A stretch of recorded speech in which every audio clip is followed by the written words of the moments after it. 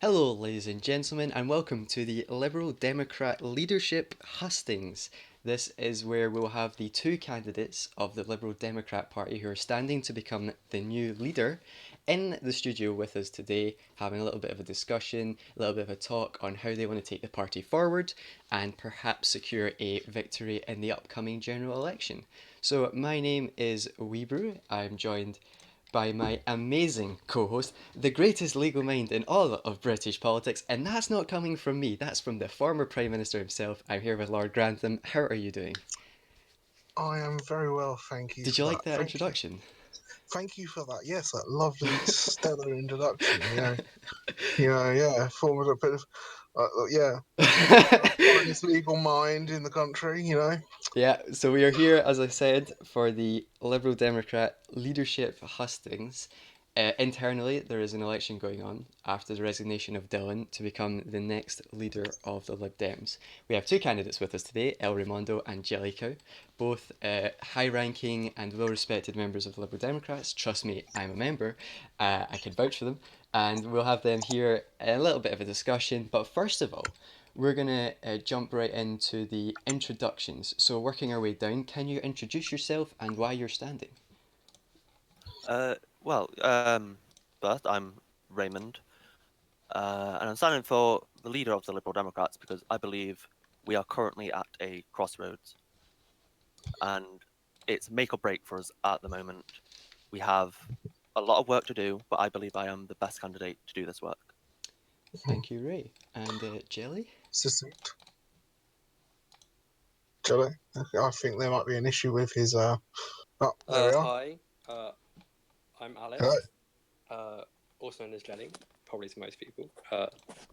I'm standing to be leader because, as Ray very eloquently said, we've seen a bit of a drop in the polls recently. The loss of Dylan as well is definitely going to be something that we're going to struggle to come back from because he was such a good leader. And I feel that between us two, I am the one who could revitalise the party and bring it back to a point where we can really be a respected party in British politics again. Awesome. What we're going to do for people who haven't seen one of these before, we've only done one before, which was the Social Democrat one, which was a rounding success if you look at Twitter, who were absolutely roasting us throughout the whole thing. We're going to start off with a kind of general discussion, like a kind of roundtable discussion just generally between the candidates and us. We'll just have a little bit of chat and everything will kind of just chill. And then we'll get into what we called at the time, and we still don't have a better name for it, the cross examination, dun dun dun, with Callum and I, where we'll basically have each candidate one by one, and we'll just throw some questions at them and gauge the responses from Uh, there. And then we'll come together um, at the end, and I think that'll basically be it. It shouldn't take too long. and occasionally, I will be delving into Twitter to pick out some lovely tweets from our viewers, um, using the hashtag LD leaders. I mean, I made that up on the spot. You can always change it if you want. You really didn't sound at all impressed at that. I mean, it's not the greatest hashtag, but it will suffice. After the show, we do not have a post show planned, so it will just be the debate, and then that's it. So it should be nice and sweet, short and sweet, I should say. Okay, so coming around as a group, first of all, did either of you know that Dylan was set to resign? Was there any reasons that you can disclose? Like, what do you think led to Dylan's resignation? I think the drop in the polls have been the biggest reason for him to leave. I know he set a personal target of 10%, and when we dropped below that 10%, it was definitely an eye opener for all of us. Mhm. Uh, well, I honestly had no idea, uh, which was surprising because generally, uh, I can kind of tell what he's going to be up to. You know, we are married and whatnot, but uh, no, it was a surprise because I did know that he had set personal targets, but he hadn't really given any indication that he planned to resign.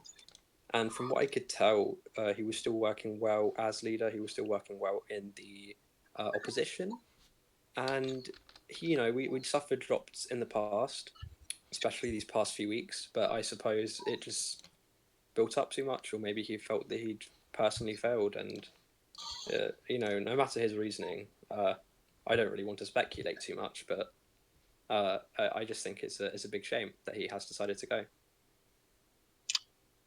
Okay. Yeah, I mean, it was a shock, I think, to most of politics who were following it. What do you think Dylan's kind of, I don't want to use the word legacy because that's kind of overused, but like, what do you think Dylan left from the party? What kind of effect did he have on the party when his time as leader? I think his legacy is going to be pretty positive, actually. Um, but I do think it's going to depend on how both myself and Jelly lead the party afterwards, uh, regardless of who wins, on how well Dylan will be remembered positively or not. Mhm. Yeah, I mean, as you guys have both mentioned, there's been a kind of drop in the polls slightly. Do you guys accept that there's an activity issue in the Liberal Democrats? I'll go. I at the moment there's definitely is we are seeing a lack Mhm. in both debate and proposals. Proposals we can't really help because the docket is closed, but no, we are both, I think, pushing for debates from party members. I'm personally struggling at the moment because I've got some stuff going on outside of politics, which I'm having to deal with. Um, but I am trying to get there, and I think either of us as leader would be able to uh, start getting debate back. We still have a month. That's what I think is the crux of the matter. Is we still have a month before the next election. There's still so much we could do in that time to push ourselves back up in the polls. Mhm. So it's by no means a shoe in at the moment. It's not something I'm resigned to being having a drop from last election. Um, but whoever does become leader will need to definitely revitalize that activity. Yeah, I fully agree with what Jelly said.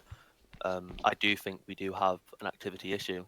Like, of the bills currently open for debate in the Commons, according to the Hansard, I'm the only member who's debated on them in the Lib Dems, including an opposition day debate. So that's definitely signs that we have a massive issue in the Lib Dems. Mhm. Callum, you got anything for them? From an outside perspective, I'll handle all the combined questions. It was certainly a surprise that Dylan decided to resign. I wasn't quite expecting it. Yes, the Liberal Democrats have seen an unfortunate drop in the polls. Rather steep drop in the polls. But at the end of the day, you can see his reasoning in his resignation. He feels that to continue to go on would, in essence, be well. Maybe he thought that he didn't wasn't able to help um, the polling, the position of the Liberal Democrats as much as he wanted to. As for what he's left behind in the party, I can't exactly answer that because I'm not in the party. But as for the activity problem, from an outside perspective, um, there is an issue. There is a obvious issue that the Liberal Democrats have. Whether it's just activity, I don't know yet. It may be a combination of multiple issues. But activity does seem to be the main one. Number one, a because if you remember rightly earlier on in the term, um, the Liberal Democrats under the official opposition put forward a load of bill ideas um, that weren't that didn't really seem necessary. So you could ask the question whether there's a lack of fresh ideas. Also, but activity in the form of debates does seem to be an issue for the Liberal Democrats. Well, regarding your argument that the bills that we had proposed were unnecessary, even if they, I personally don't think they were, but of course I would say that. Even if they were, like objectively, then I'm still not sure that would have affected our polling as much as you might think. You know, look at Gregfest. That was an entire. It was a good. I want to say 3 weeks of completely worthless bits I, of legislation I that think you did misinterpret nothing. what I mean by um, but what I mean. I'm not saying that the bills being unnecessary um, was the issue. It's that ever since you've had no bills, your Ah, I your see. your legislative output has been dry. No, that is true, and that's what I'm hoping to bring back with my introduction of the policy submission forum, So which is in my manifesto and is in my, which was mentioned in the interview because with the Times. that's what I meant by perhaps the Liberal Democrats have a lack of fresh ideas. Hmm. I To, don't think it's a lack of ideas. I think it's a lack of. I feel like drive is the word to use. You know, we have the ideas, we have the members, but especially now, after such a rough term, not just for us, but for I think a lot of parties in the House, um, and we are reaching the end. I think that there is an internal struggle to just get people to start writing bills. That's not necessarily um, an endemic problem. It is to do with membership. It is to do with when people are available to write bills. As I said, I'm going through a bit of an activity drop at the moment due to personal stuff in real life, um, just outside of politics. But it is something that we can deal with, and it's something that whoever the next leader is should deal with. okay, Uh, Ray? and I don't see why they wouldn't deal with that in a way that best suits the situation. Okay, Ray, do you have anything to add? Well, I do agree, but we do have motions currently in the docket waiting to Mhm, be read. For example, the motion to further combat knife crime, which was mhm, read recently. mhm. Then we have motions that I personally wrote myself. So we definitely do still have legislation, um, and we definitely have ideas. It's just, as Jelly said, a lack of drive to put these ideas forward. What do you think will be the party's like main message coming into the general election in a month's time? If well, perhaps if we could phrase it like, if you were elected leader, what would be the primary issue that you'd be driving home to the electorate come campaign time in a month's time? That we're the party of liberalism and progressive thinking within the United Kingdom. That's what I believe the Liberal Democrats are, and that's a message I would like to give to But the voters. but you're not the only party of liberalism, are you? Well, we're not the only Uh, party, but we're the party with the richest heritage. I Mhm. would certainly agree, and I've made this a big point in my manifesto. But ultimately, what I'd really want to say on this point is that we are not united as conservatives, as centrists, or as socialists. Uh, Pinning people down on the party based on their economic positioning, left and right wing, I don't think that's fair. I think what is fair is that we are all united under the banner of liberalism, progressivism, and forward thinkingness.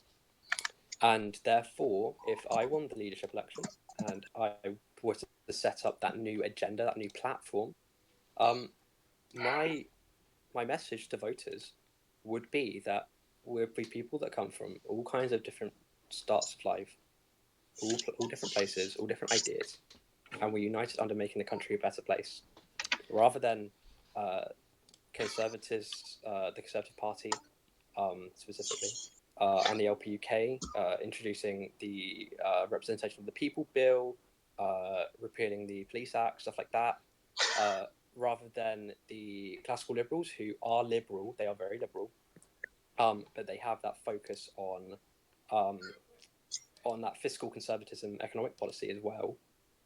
We are focused primarily on social policy, on social manoeuvres, and on liberalism, But and you're that should be our message. your statement totally, but you're saying that social policy is the way to improve people's lives. That the left-right divide is unfair. Well, no, it's not particularly, because you can do so much good via economic policy. Why are you trying to downplay the importance of economics Of in course not. politics? Of course not.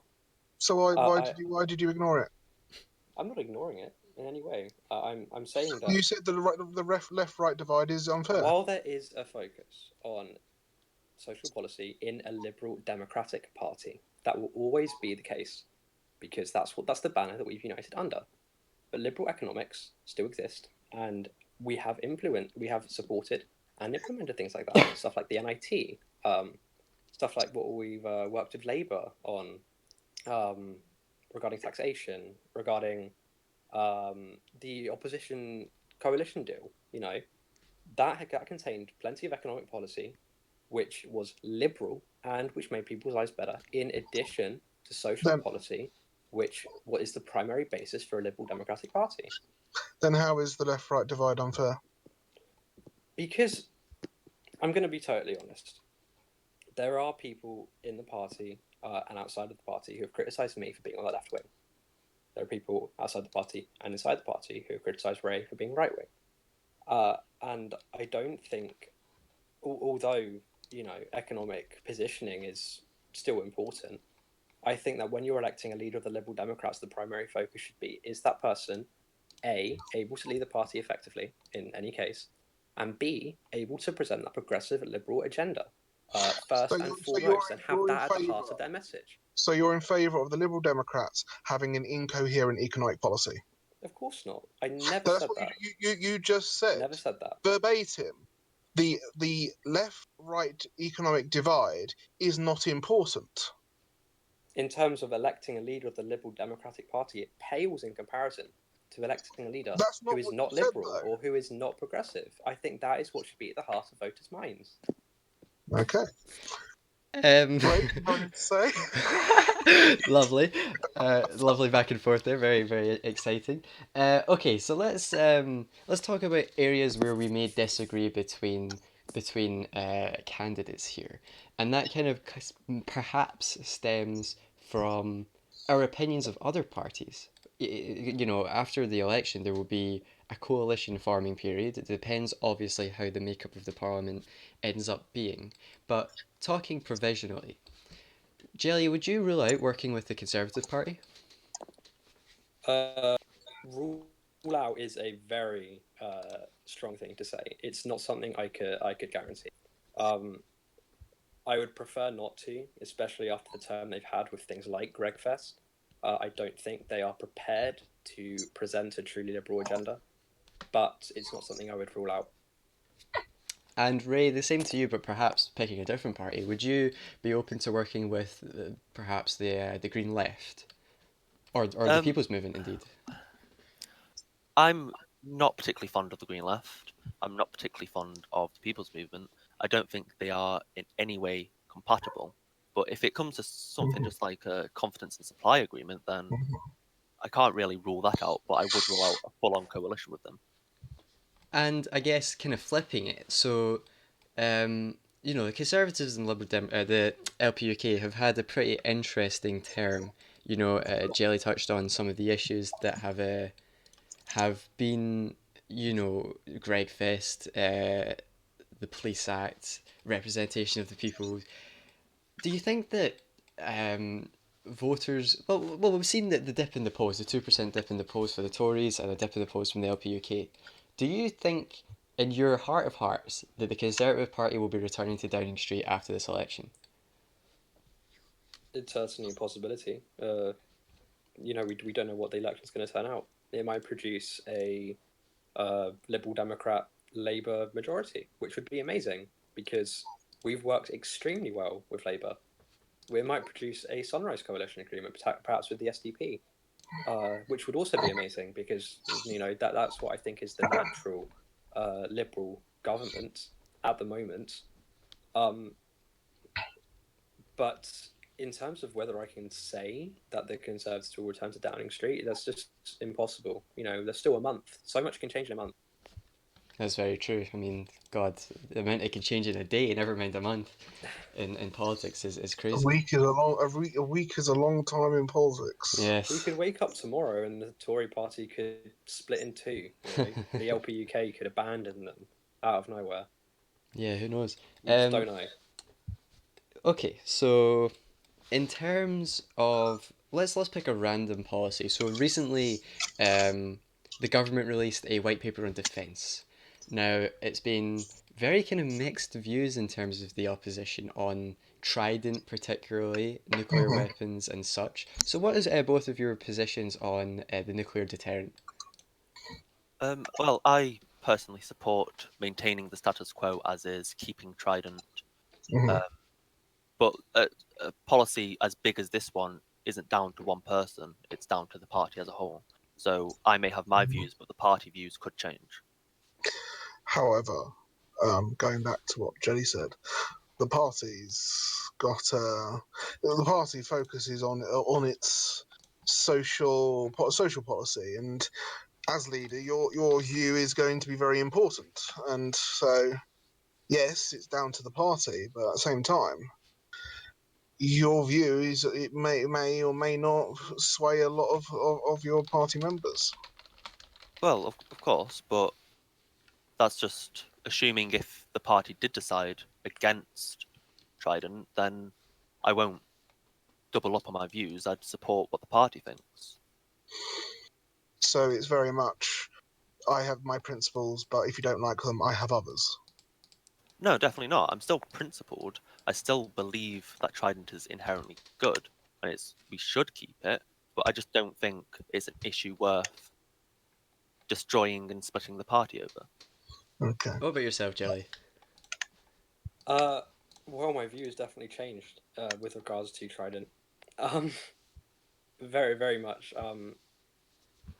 Perhaps 7, 8 months ago, I would have come out and said that we should first completely abolish Trident, unilateralism. But now, as my views have changed and I've matured in a political sense, a lot more than from where I began. Um, I still do not support expanding Trident. I think that's generally a bad idea. And but in the current political climate, it's so important, especially with threats just across the horizon. Russia and China are getting extremely extremely aggressive in terms of their foreign policy.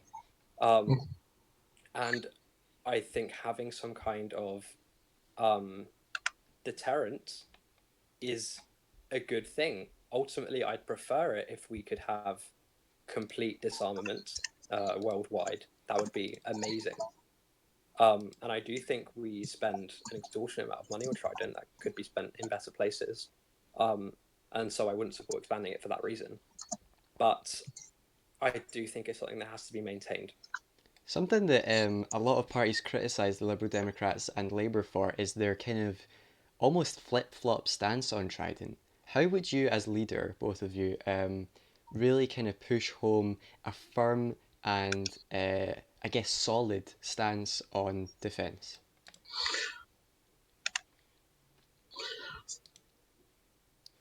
Or even Lord Grantham, do you agree with that assessment that the Lib Dems and Labour have some sort of a floppy stance on defence?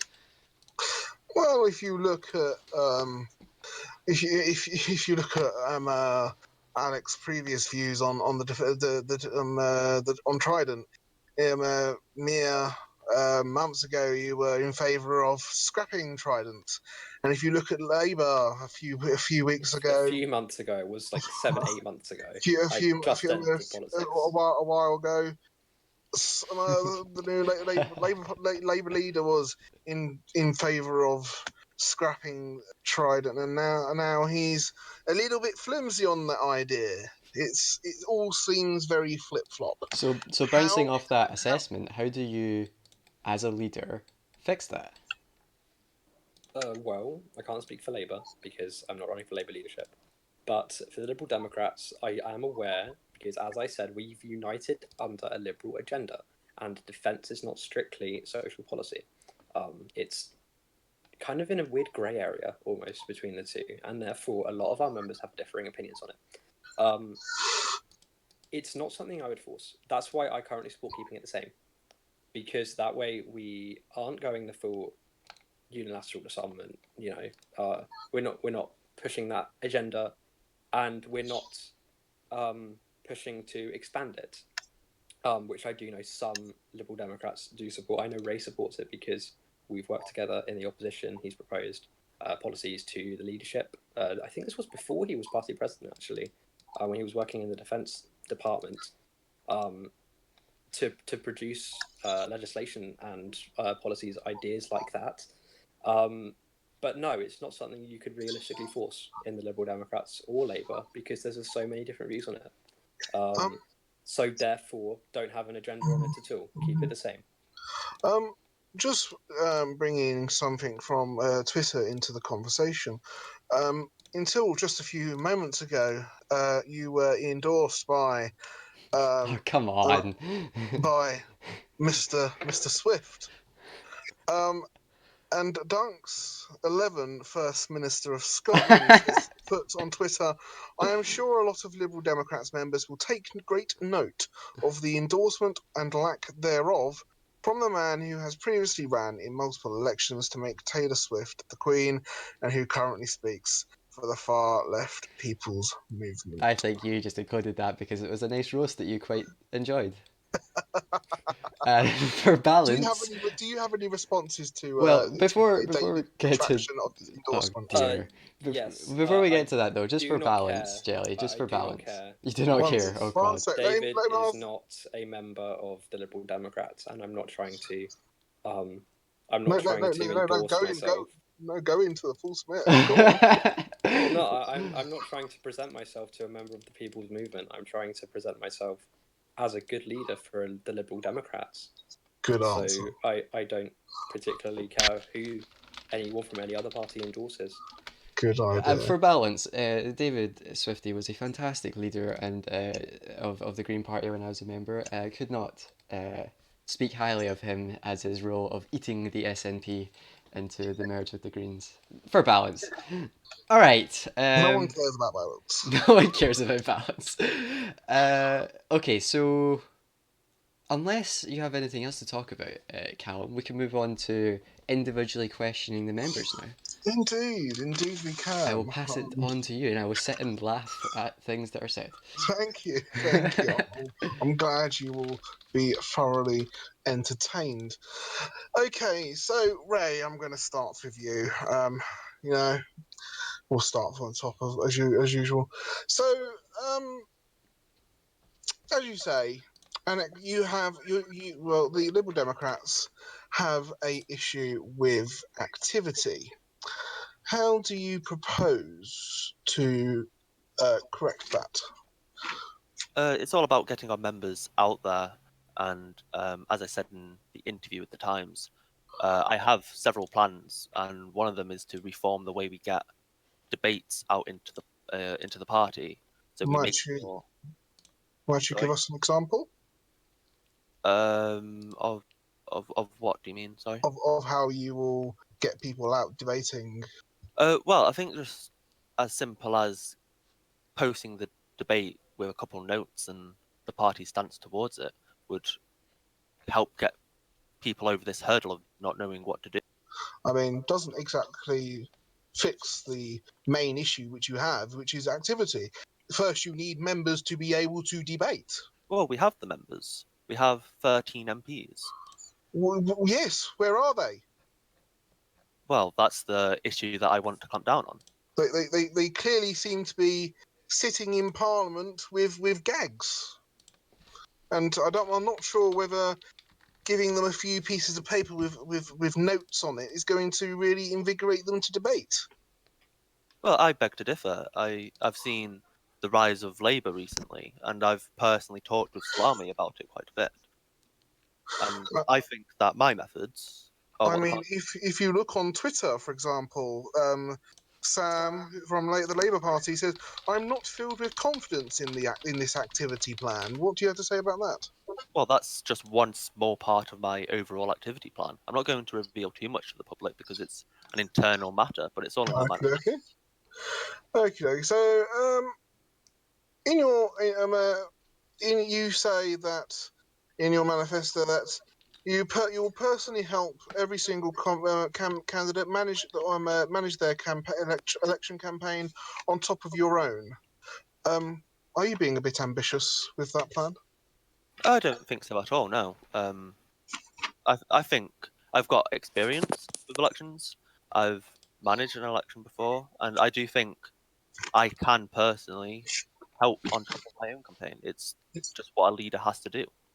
Well, yes, but you're not simply helping. You're micromanaging. Well, I wouldn't say micromanaging. It's more giving people the time of day to talk them through their campaigns and just get ideas rolling for them. Okay.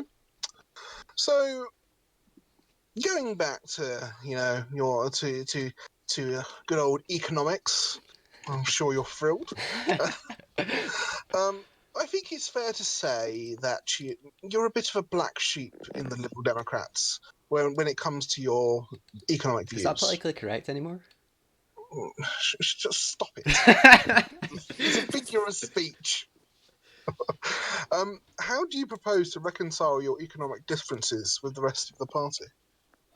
Well, I don't think my views are at odds with any of the Liberal Democrats. Uh, my economic views are liberal, so I think we all have that in common. I mean, no, your economic views are more right than the rest of your party. But it's still liberal. That's not the point. There is clearly a left and right divide on economics. You are further left than the majority of your peers.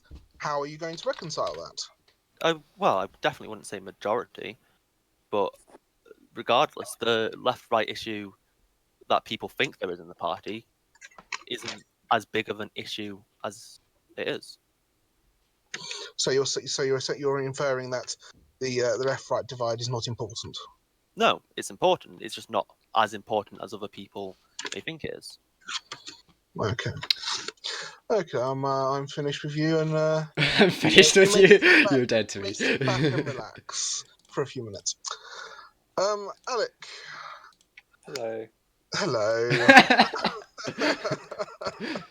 Is that the hello of I'm buggered? I'm anticipating this Don't worry. question time. Yes. Uh, So you've been in the Liberal Democrats a fair amount of time now. Even serving as deputy leader under your husband. Is it fair to say that you could be considered the continuity candidate? And if so, might the party members that want change be best to actually vote for Ray? well, that totally depends on what kind of change we're talking about. In terms of regaining activity, I think that's something both candidates have committed to, and it's something that we both have, a great amount of. We have both very much targeted, increasing activity. I don't know if you consider that change. If you're talking about whether you think I'm a continuity candidate because um, it's me versus Ray. Ray seems to be the one who differs the most in terms of policy position. Mm-hmm, Then mm-hmm. I see no problem with that because I think Dylan was one of the best leaders the Liberal Democrats have seen in a long. And Okay. if people think that I am prepared to continue my husband's legacy, then I am 100% committed to that. And if you want to call me the continuity candidate based solely on me continuing Dylan's amazing legacy, then I have no issue with you doing that. Okay. So a question from Twitter, if you will. What are you going to do to boost activity? I'll give an I example. know Ray in his interview mentioned his two-step plan. I very much, Okay. albeit not as specifically laid out as a two-step plan. The first thing I'm going to do, if elected as leader, first day, is start to prepare the next Liberal Democrat Party conference. So the last one I think happened in January. It was a very long time ago, and we've seen time and time again that parties who can run a successful party conference gain a huge amount of activity, and they gain a lot of public support because the public has that great opportunity to learn the platform, learn the agenda, and learn the policies that are going to be proposed for the next election. We still have a month. Again, we still have a month. Let's do as much as we can in that time to really bring ourselves back up in the polls. So, The second part oh, of my sorry. plan is to set up the policy submission forum. Labour has something kind of similar, at least they did when I was in the party over a year ago now, where members can propose their own ideas to the party as a whole. They can be debated, they can be discussed by the leadership and party members, and then they can be either endorsed or they can forward as manifesto commitments in further elections. I think that's that's an amazing idea because it gives the members that really great area where they can really see that their proposals are making changes within the party that they support, and B, it allows members to develop debates which they can then bring forward to the House. If the debate is already there and it's already happened, and it's so much easier and so much faster for someone to jump into the House of Commons as an MP and to explain their heartfelt support or extreme detest for a bill proposal, and having that set up prior to that, I think will boost activity, and I think you'll see a visible increase in activity as soon as that's set up. So, if we look at one of your step one of your in somewhat less formal two-point plan, Liberal Democrat Party conference. Um, it's a good idea, but don't you have to sort of get the MPs and the party members backed in order to have a party conference? It doesn't exactly solve the core issue. No, but as I said, the activity issue at the moment is not endemic. We still have members, we still have active members, active internally. It's just about getting them to go out and to present our agenda to the public and to the government as a whole. We are working hard internally in the opposition to do this. So I do believe that the activity is there. It's just not being presented. The Liberal Democrat Party conference is. I'm going to make a kind of an odd point, and I do want to explain it afterwards. So try not to, I don't know, interrupt or anything. But they're very similar to elections, and by that I mean that around election time we see a huge increase in activities from all venues. We see them from members who we haven't heard from most of the term. We see it from members who we've consistently heard from the start of the term. And having a conference gives members a really awesome opportunity to really get involved in internal party matters and in external party matters. They can discuss things, they can present their own ideas, especially the shadow cabinet and our shadow ministers, to the public. They can present our new platform because whatever platform we set out for the next election, it will be new, it will be interesting, and it will be liberal and progressive. They will have that excellent opportunity to present that, and I genuinely believe that in every case we've seen a party conference, we have seen an increase in activity, and we've seen benefits of that in polling. So setting that up in combination with the party submission forum, we'll definitely see a market increase in activity after that's done. Okay. Okay. So, last question. So, as you previously said, you're generally opposed to the Conservatives and and not the Liberal Democrats. You're a member of the Liberal Democrats, the Libertarians. And in your manifesto, you state that you wouldn't be willing to go into a deal unless there were major concessions on their part. Is expecting such major concessions a bit delusional on your part? Not at all. And my reasoning behind that is that if the Tories and LP UK specifically, I'm going to talk mainly from the Conservative standpoint because that's who I think we'd be most likely to go into coalition with if we were to go in with either of them. I think from that standpoint, if they are so desperate to get back into government and keep going as they've done this term, I'm unsure if they do, but if they do, um, then I think the concessions they make will have to be in line with our agenda. There's no point in us going into coalition with people who have proposed policies this term which are in complete and direct contradiction with everything we stand for. And I don't think it's unfair at all to expect them to reverse and revoke those policies. Let's let's Um, let's not delude ourselves. They're stronger than the Liberal Democrats are right now. They yes. have a far higher seat count than the Liberal Democrats right now. How are you going to get them to make those concessions? I very much doubt in your ability, in the Liberal Democrats' ability to do so. Well, that's perfectly fair. And to be honest, I'm not hungry for power. I believe in making our party the best it can possibly be. Uh, I can't say the same for the Conservatives. You know, they did GroKo. I thought Labour, at the leadership of Labour at the time, was wrong to do that. I campaigned against GroKo. Uh, I was very vocal against it, and ultimately it failed because I made that proposal at the Labour Party conference, which demanded that we leave the coalition in a vote via our membership. Yes, Um, for those who were not with us in politics, following politics, the GroKo, meaning the grand coalition that was between the Conservatives and the yes. Labour Party, that led to a huge government with a massive majority.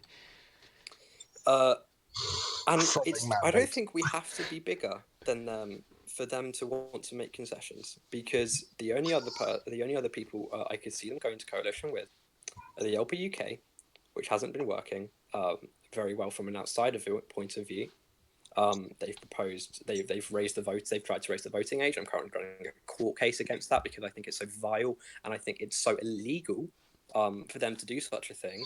I'm still waiting on their response, by the way. I couldn't But possibly comment.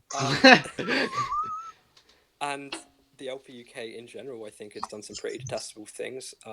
Like they keep very recently they've been kind of kicking out members and then like re-accepting them even after they get praise for removing their members who are actively going against what you would assume to be a libertarian's party's philosophy.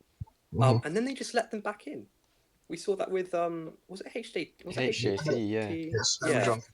Yes. And I believe he was a committed member of the Orange Order back when I was Northern Ireland Secretary in GroKo. Um, and that I think proves very much that they aren't actually a libertarian party.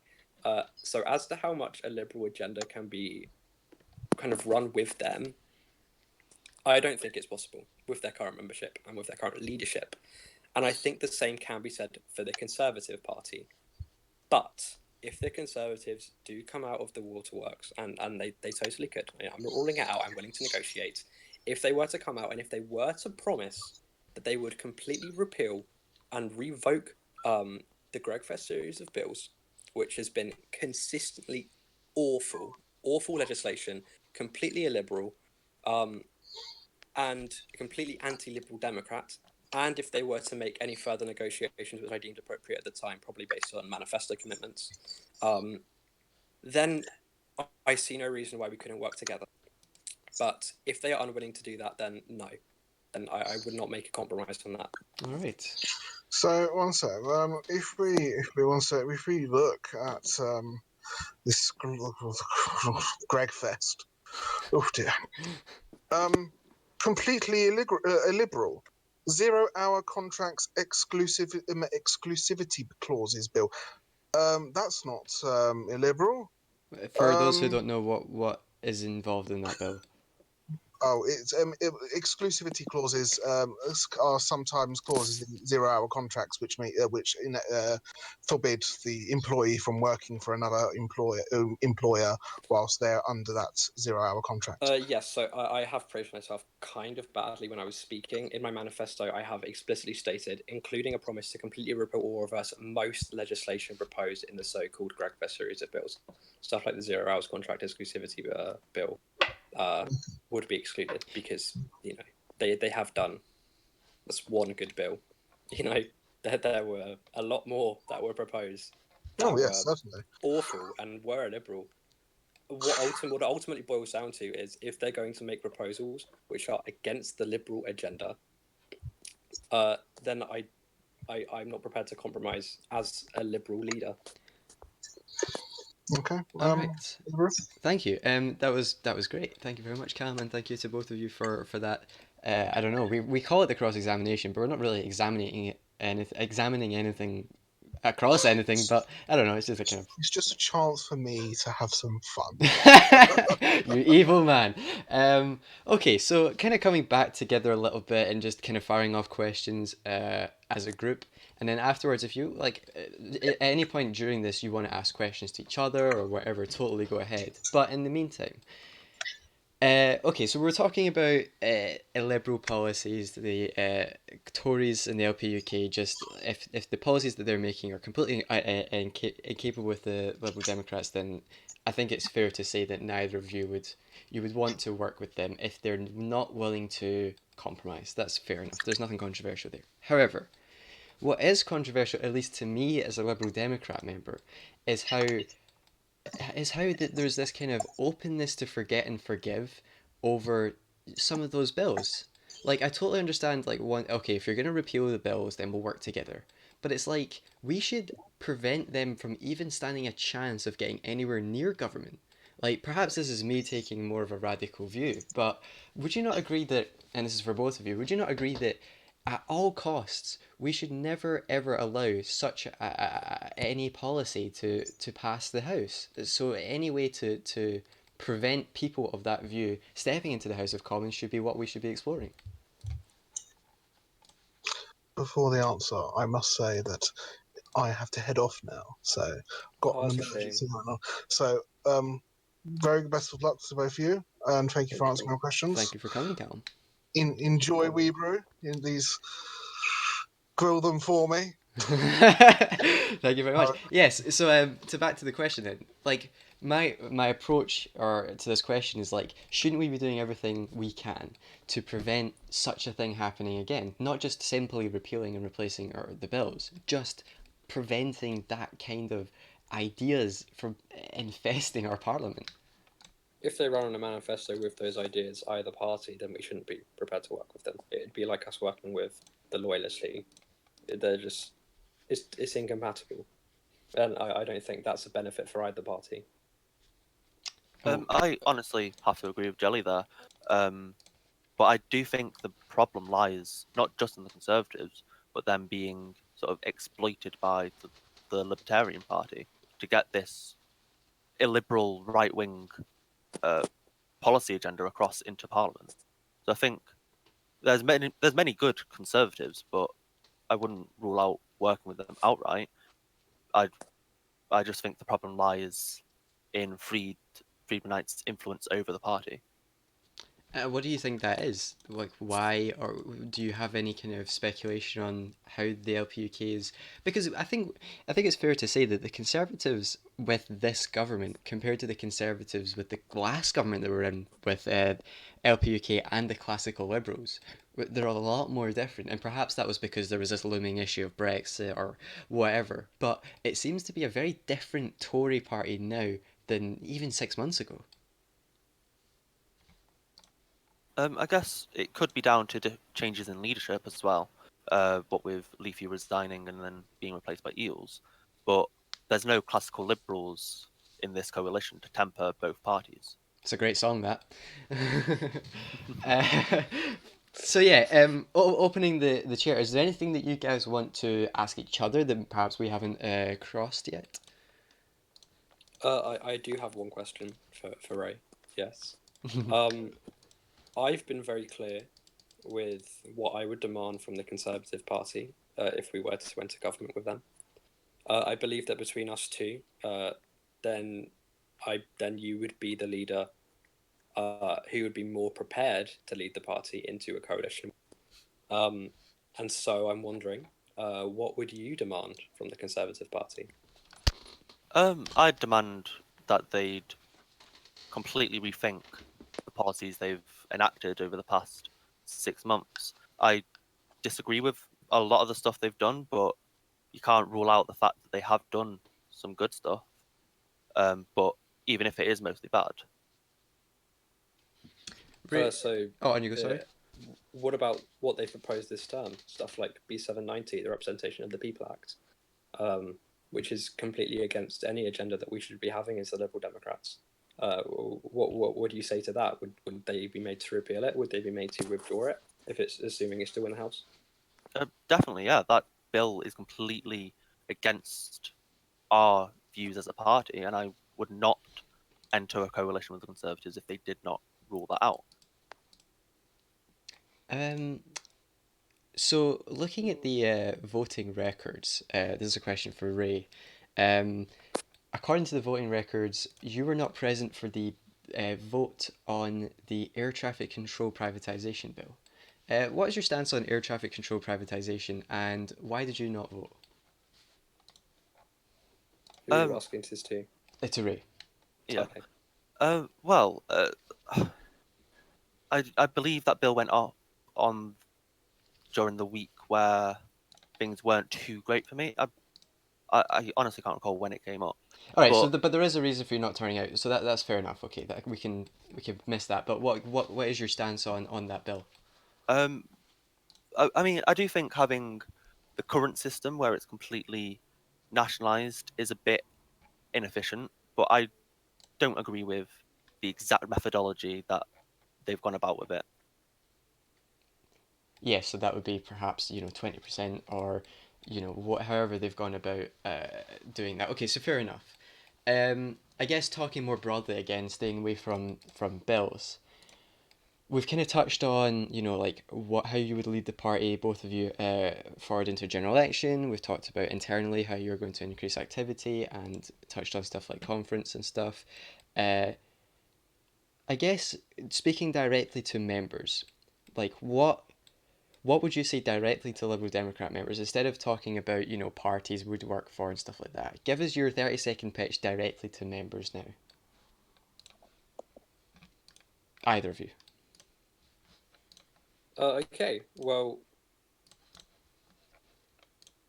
between us two, there's a very clear difference between us, and that difference lies in our method of negotiation, and it lies with our method, our methodology behind deciding who would be more prepared to work with, whether that be the Conservative Party, Libertarian Party, and whatnot. I think whoever the leader needs to be needs to take a clear stance. Before they can even consider being elected, they have to say exactly, in their manifesto or otherwise, what they would demand from the Conservative Party or from the LP UK. Probably the Conservative Party, because between the two, as I said, that's who would be more likely to coalition with. If that clearness is not made, and if that principle, if the leader is not principled and is not prepared to demand those concessions, despite being the smaller party, then I do not think they should be leader. So I ask the members, look at the two candidates you have to choose from. You have someone who has stated very clearly what they would demand, how they would fix the activity issues in the party, and what they would do in any further coalition. And you'll see more of that in the Q&A and in the manifesto tonight.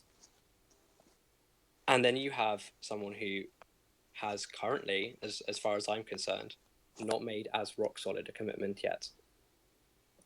So therefore, take a look between the two and decide if you want principled and committed leadership to the Liberal agenda, or if you want someone who's willing to compromise with the Conservatives and LP UK after the current term. Thank you, Jelly. And Ray. I say to the members that actions speak louder than words. I have led the charge in activity for the Liberal Democrats. For example, since April 10th, I have, according to the Hansard, commented 87 times in debates, whereas my opponent has commented 3 times in the same amount of time. And not to mention, I have led the charge in internal stuff as well. I have been the more active executive other than Dylan, and I'm not even a deputy leader. So I have to say, we're both great candidates, but I think the party needs a person who will take us out of the current situation we're in and make us more stable. and I think I am the candidate for that. Excellent. Well, thank you very much, both of you, for joining us, and thank you, Callum, for co-hosting, or I should say, Lord Grantham, for co-hosting with me. This was a very, very interesting, feisty at times, and exciting, I guess, husting discussion.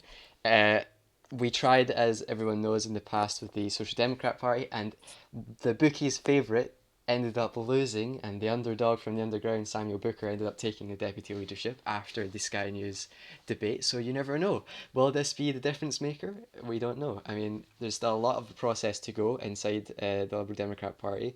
In terms of debates and votes and the final vote. So we will leave it now to the members, including myself. I don't even know who I'm going to vote still. We'll have to wait and see. There's still another debate to go internally, and we will have a new leader of the Liberal Democrats. Thank you very much, everyone, for joining us, and good night.